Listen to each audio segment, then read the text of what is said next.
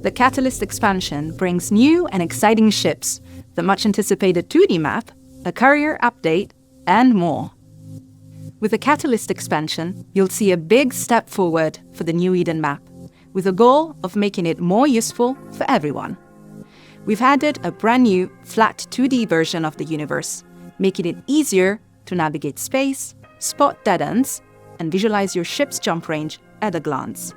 We've also reworked how data scales so outliers stand out more clearly.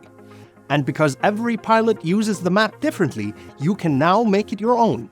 Adjust the scaling, choose the colors, and decide the range of data you want to see. There's also a new mining filter category that helps you find ore across belts and close-by anomalies. It gives new pilots a simpler, more intuitive way to start exploring EVE's resources, while giving veterans better situational awareness. And of course, a few quality-of-life upgrades. A handy new legend, a short tutorial to help new players get up to speed, and a smoother overall performance. The new 2D map is all about making space easier to read and navigate. Every system was manually placed to avoid overlaps and create a layout that feels familiar and recognizable.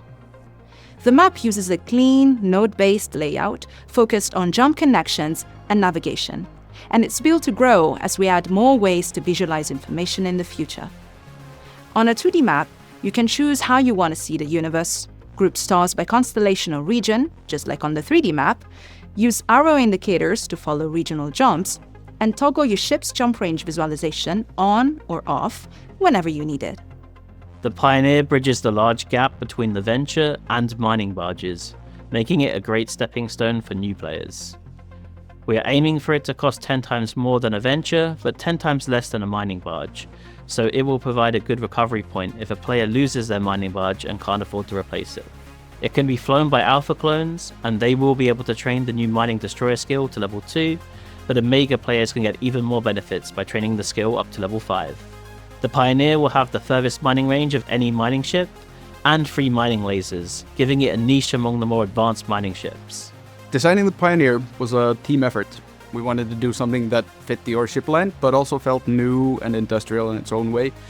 So we ended up making the business end of the Pioneer somewhat modular, which let us change it quite drastically for the Tech 2 and Consortium versions, while keeping the main body and thruster areas relatively untouched. So imagine swapping a bucket shovel for a grapple or a hammer on your everyday excavator.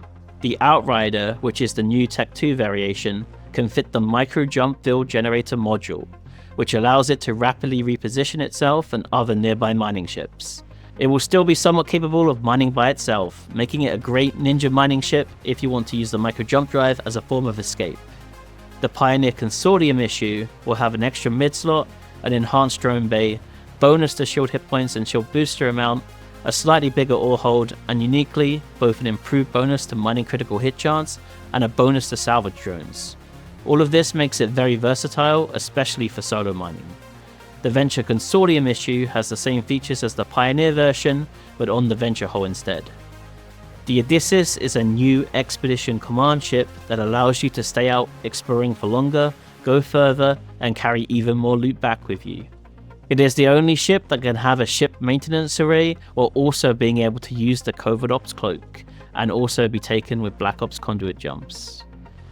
The Odysseus will have a unique expedition hold, allowing it to store treasures found in relic, data, and gas sites. It is the most powerful hull capable of using the 0-point mass entangler module to go anywhere in wormhole space. It can lead a scanning expedition as it can fit and has bonuses to brand new expedition command bursts. These are powerful fleet support modules which enhance its own and fleet members' probing and hacking strength. The Odysseus is special. It started out as a design project where the artist wanted to make a ship that was more than 50% effects. But it's kind of in the nature of art to inspire and dream up new things, which is what the ship ended up doing. Its look helped inspire its own game design to be the Explorer's gold standard. The Odysseus can also be affected by the environment. Certain landmark systems, metaliminal storms, soft upgrade system effects, and wormhole effects will give the Odysseus a special bonus. The idea behind the ball was that it was a high-tech fuel converter which would let the ship be deployed for longer and possibly allow it to interact with wormholes. The spinning rings were then inspired by hacking structures, which further kind of solidified what the Odysseus was all about, a one-stop exploration shop. If you like carriers as much as I do, you'll be happy to hear that the Catalyst expansion brings a host of changes to inject more life into the class. We're bringing the build cost of all carriers down by about 30%, placing them between the Marauder and the Dreadnought. We're also reducing the final build time by about 10% to compensate for the reduction in build cost. And to give carriers a more compelling niche on the battlefield, we're increasing the number of support fighters a carrier can deploy on the field. And to keep the buff's focus on giving carriers a more unique identity, the number of light fighter flights will not be increased. We'll also be adding a 2% bonus per level to support fighter effectiveness to coincide with their faction bonuses. This will also be paired with a buff to the Scarab and the Cenobite support fighters, as they've been underperforming. Redesigning the carriers came with its own challenges. We wanted to make sure that they kept their current character but looked bigger, fresher, and kind of felt more functional.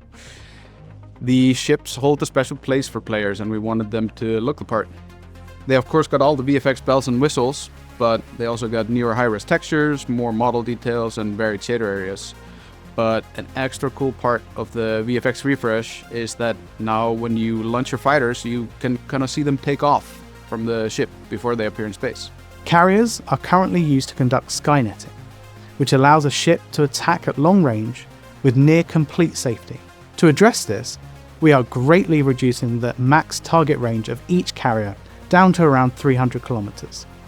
In return, we've introduced a new carrier-only module variant of the network sensor array. This will allow the pilot to regain the exceptional range and unlimited range cap at the cost of additional cycle time that prevents docking, tethering, and warping. To maintain grid mobility, the integrated sensor array will significantly buff local reps without the usual penalties of EWAR and MJD. We'd love to hear your thoughts and feedback. I hope you're as excited as I am to launch your next flights.